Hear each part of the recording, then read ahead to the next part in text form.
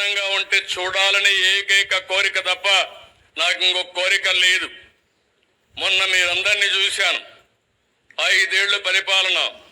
మీరు ఈ విషయం కూడా గుర్తుపెట్టుకోవాలి.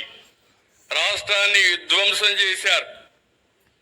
ఓసారి మన చిత్తూరు జిల్లాలో అడవి పందులు ఉంటాయి. అవి పొలం మీదకి వస్తాయి. తినిపోతే పర్వాలేదు, తిన్నంత తిని మొత్తం తొక్కేసిపోతాయి. అవునా కాదా? 5 ఏళ్లు ఇదే జరిగింది. నేను 4వ ముఖ్యమంత్రి.